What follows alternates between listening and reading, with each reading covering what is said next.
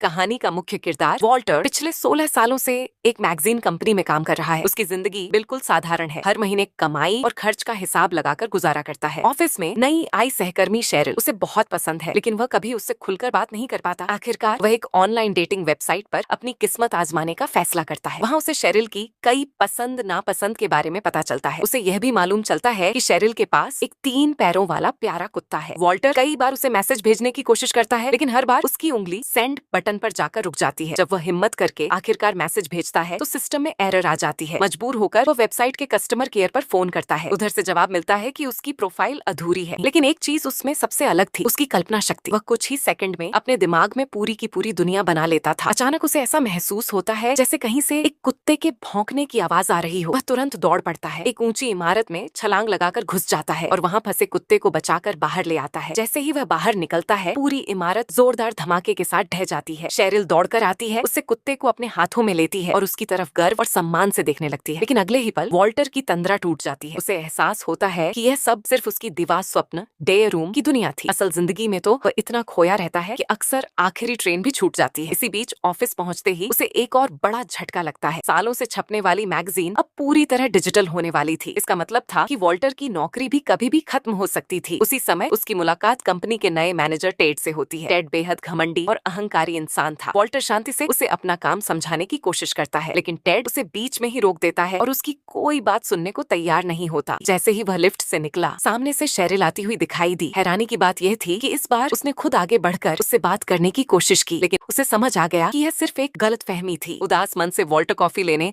Pantry में चला गया। कॉफी बनाते समय उसकी नजर फिर से शेरिल पर टिक गई और देखते ही देखते वह एक बार फिर अपनी कल्पनाओं की दुनिया में खो गया। इस बार उसने खुद को एक बहादुर पर्वतारोही के रूप में देखा, जो अभी अभी बर्फीले पहाड़ की सबसे ऊंची चोटी फतेह करके लौटा है। वह पूरे आत्मविश्वास के साथ शेरिल के सामने खड़ा था और हर कोई उसकी तारीफ कर रहा था। उधर नया मैनेजर टेड वॉल्टर को फिर से खोया हुआ देखकर उसका मजाक उड़ाने लगा। पूरा नजारा शेरिल भी देख रही थी। वॉल्टर का काम भी उसकी तरह ही बेहद साधारण था। वह पूरे दिन कंपनी के उन कोनों में रहता था जहाँ शायद ही कोई जाता हो। उसका काम पुराने फिल्म रोल और नेगेटिव संभालना था। टेड उसे मेजर टॉम कहकर चिढ़ाता था। ये नाम एक मशहूर गाने के किरदार से लिया गया था जो अंतरिक्ष में खो जाता है। टेड का मतलब था कि वॉल्टर हमेशा अपनी ही दुनिया में खोया रहता है, लेकिन यही बात आगे चलकर उसकी सबसे बड़ी ताकत बनने वाली थी। कुछ दिनों बाद कंपनी के मशहूर फोटोग्राफर शॉन ने वॉल्टर के लिए एक पैकेट भेजा। उसमें कंपनी के लोगो वाला एक खास वॉलेट था, साथ ही उसकी खींची हुई आखिरी तस्वीरों के फिल्म रोल भी थे। शॉन ने अपने पत्र में खास तौर पर लिखा था कि रोल नंबर 25 उसकी जिंदगी की सबसे बेहतरीन तस्वीर है, इसलिए